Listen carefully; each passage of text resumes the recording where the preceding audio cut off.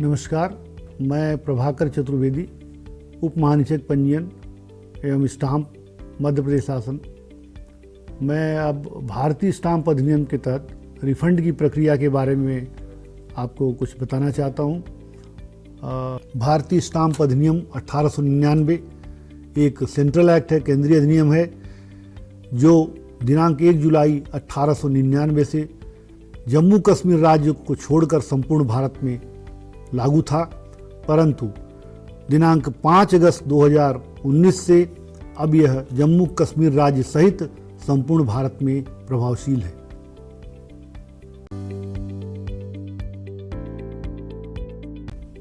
भारतीय स्टाम्प अधिनियम के तहत अनावश्यक और विशेष स्टाम्प के लिए जो रिफंड के प्रावधान हैं या अधिकार हैं, वह इसकी धारा 49 से 54 तक वर्णित है।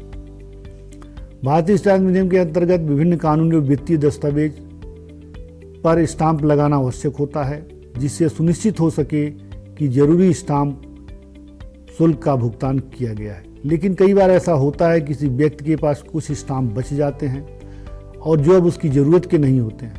ये स्टाम्प न तो खराब होते हैं और न ही बेकार होते हैं, लेकिन अब इनका कोई उपयोग नहीं है। ऐसी स्थिति में भारतीय स्टाम्प अधिनियम की धारा 54, 54A और 54B कुछ शर्तों, कुछ कंडीशंस के तहत ऐसे स्टाम्प को रिफंड करने की अनुमति देती है। इस पीपीटी के द्वारा इन धाराओं को विस्तार से समझाया जाएगा और बताया जाएगा कि कब और कैसे धन वापसी प्राप्त की जा सकती है, रिफंड प्राप्त किया जा सकता है।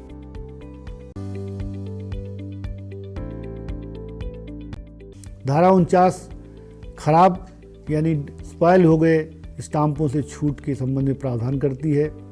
किन्हीं विशेष कारणों से कलेक्टर ऑफ स्टाम्प धारा 50 के अंतर्गत समयावधि में प्रस्तुत खराब स्टाम्प को अपनी संपूर्ण विधि अनुसार संतुष्ट होने के उपरांत वापसी हेतु छूट प्रदान कर सकते हैं। खराब स्टाम्पों की वापसी में छूट के कुछ मानदंड हैं, जैसे पक्षकार द्वारा समयावधि में स्टाम्प वापसी हेतु प्रस्तुत किया गया हो, किसी भी स्टाम्प जिस पर लिखी गई लिखत निष्पादन की असावधानता और अपरिकल्पित रूप से खराब हो गया हो या मिट गया हो या उसमें लिखने की गलती से हुआ हो। ऐसे दस्तावेज पर लिखा स्टाम्प जिस पे लिखा गया हो किंतु पक्षकार ने हस्ताक्षर न किए होंगे, अर्थात उसका निष्पादन न किया हो। इसके अलावा अन्य भी कई कारण हैं जिससे स्टाम्प रिफंड हेतु उपयुक्त होता है। धारा 50 स्टाम्प वापसी की प्रक्रिया यानी उसके आवेदन कैसे करना और कैसे उसकी प्रक्रिया होगी से संबंधित है।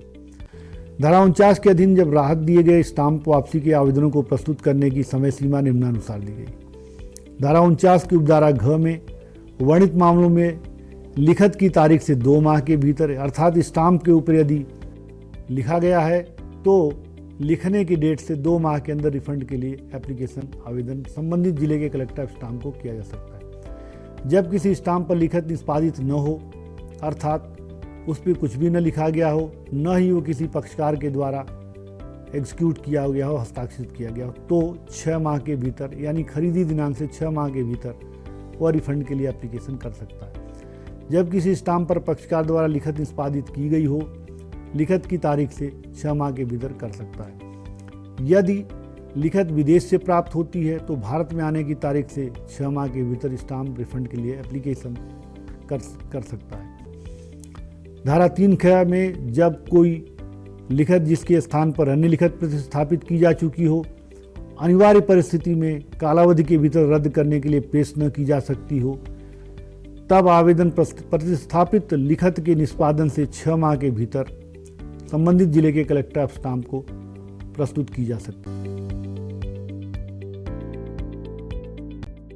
धारा 51 स्टाम्प अधिनियम की धारा 51 में छपे प्रारूप की दशा में छूट जिनकी नियमों को और आवश्यकता न हो। मुख्य नियंत्रक राजस्व प्राधिकारी अर्थात CCRA या रेवेन्यू बोर्ड उस दशा में कलेक्टर जिसमें कि वह मुख्य नियंत्रक राजस्व प्राधिकारी द्वारा इस निमित्त सशक्त किया गया हो, किसी बैंककार द्वारा या किसी निगमित कंपनी या अन्य निगमित निकाय द्वारा लिखतों में छपे हुए प्रारूपों के लिए उपयोग में लाए गए स्टाम्पित कागजों के लिए समय परिसीमित किए बिना छूट उस दशा में दे सकेगा जिसमें कि किसी पर्याप्त कारण से ऐसे प्रारूप उपयुक्त बैंक, कार, कंपनी या निगमित निकाय द्वारा अपेक्षित न रह गए, परंतु यह तब जबकि ऐसे प्राधिकारी का यह समाधान हो गया है कि ऐसे स्टाम्पित कागजों की बाबत शुल्क सम्यक रूप से दे दिया गया है।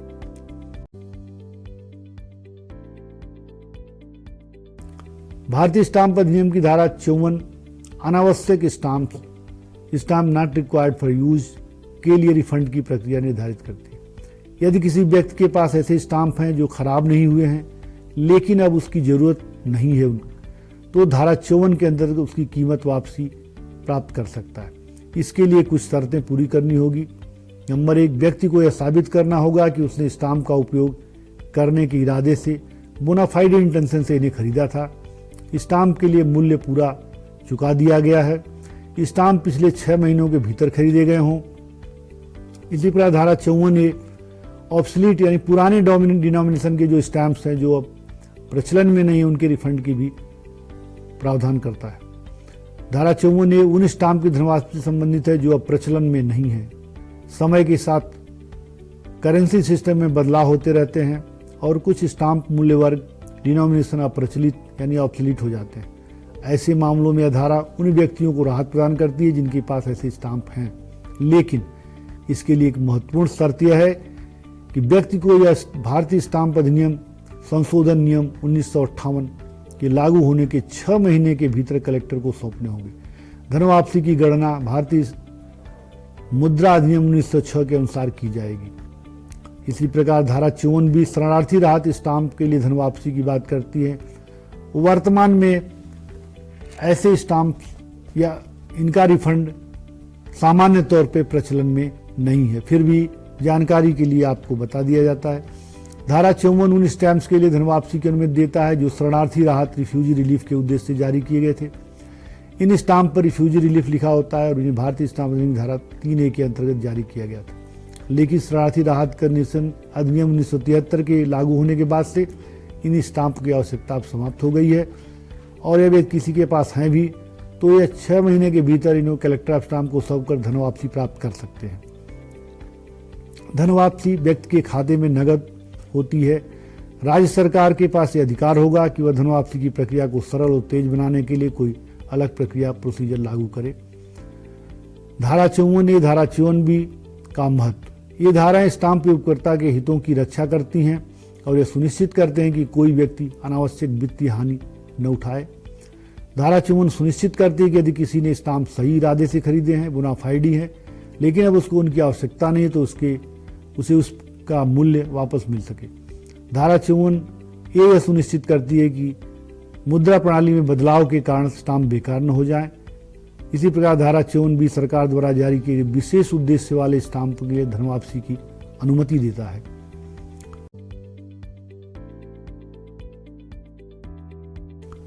धनवापसी प्राप्त करने के लिए एक प्रक्रिया निर्धारित है जो भारतीय स्टाम्प अधिनियम की धारा 49 से 54 जो आपको अभी बताया गया उसमें दी गई है। उसकी जो प्रायोगिक प्रक्रिया इस प्रकार है। व्यक्ति को अपने स्टाम्प कलेक्टर ऑफ स्टाम्प को संबंधित जिले के कलेक्टर ऑफ स्टाम्प को एक एप्लीकेशन के साथ सौंपने होंगे। आवेदन एप्लीकेशन को उचित समय सीमा यानी स्टाम्प खरीदी से 6 माह के भीतर किया जाना होगा। व्यक्ति को यह प्रमाण पत्र देना होगा कि स्टाम्प सही इरादे से खरीदे गए थे। कलेक्टर ऑफ स्टाम्प आवेदन की जांच करेंगे और उसके एलिजिबिलिटी की पुष्टि करेंगे। समस्त दस्तावेज की पुष्टि उपरांत कलेक्टर ऑफ स्टाम्प द्वारा रिफंड करने अथवा न करने का आदेश पारित किया जाएगा। कलेक्टर ऑफ स्टाम्प के आदेश के विरुद्ध अपील राजस्व मंडल ग्वालियर को की जा सकेगी या संबंधित जो भी राज्य उसके राजस्व मंडल को की जा सकती है। यदि योग्य पाया जाता है तो व्यक्ति को धनवापसी उसके खाते में नगद रूप से मिल जाएगी। धारा 54, धारा 54A और धारा 54B भारतीय स्टाम्प नियम के महत्वपूर्ण प्रावधान हैं जो व्यक्तियों व्यवसायों को अनावश्यक स्टाम्प से होने वाले वित्तीय नुकसान से बचाते हैं। ये प्रावधान सुनिश्चित करते हैं कि स्टाम्प की खरीद करने वाले लोग नीतिगत या प्रणालीगत बदलावों के कारण नुकसान न उठाएं। इन प्रावधानों की समझ रखने से व्यक्ति स्टाम्प की खरीद और धनवापसी को लेकर सही निर्णय ले सकते हैं। यह कानून स्टाम्प लेन देन को पारदर्शी और प्रभावी बनाने में मदद करता है। वर्तमान समय में स्टाम्प रिफंड की प्रक्रिया अथवा भारतीय स्टाम्प अधिनियम 1899 के तहत विभिन्न धाराओं के तहत जो कलेक्टर ऑफ स्टाम्प द्वारा प्रकरणों का निराकरण किया जाता है, उनमें स्टाम्प के रिफंड के प्रकरण भी आते हैं। उनकी पूरी प्रक्रिया ऑनलाइन संपदा 2 पोर्टल के माध्यम से की जाती है। उसका विस्तृत विवरण अभी आपको दिखाया जाएगा। इस कोर्स से हमने ये सीखा कि भारतीय स्टाम्प अधिनियम 1899 किस प्रकार संपत्ति दस्तावेजों पर शुल्क निर्धारण करता है और किन विशेष परिस्थितियों में स्टाम्प शुल्क की धन वापसी प्राप्त की जा सकती है। हमने समझा कि धारा 49 से 51 तक किन मामलों में छूट दी जाती है और धारा 54, 54A, 54B किस प्रकार अनावश्यक, अप्रचलित और विशेष प्रयोजन वाले स्टैम्प्स पर रिफंड की अनुमति देती है। हमने यह भी सीखा कि रिफंड प्राप्त करने की प्रक्रिया क्या है और किस प्रकार अब यह पूरी प्रणाली संपदा 2.0 जैसे डिजिटल प्लेटफॉर्म पर सरल, तेज और पारदर्शी तरीके से की जाती है। इस कोर्स के आखिर में हमने एक मूल्यांकन दिया है जिसे पूर्ण करने से आपको एक प्रमाण पत्र प्राप्त होगा। तो चलिए पढ़ते हैं अंतिम मूल्यांकन की ओर।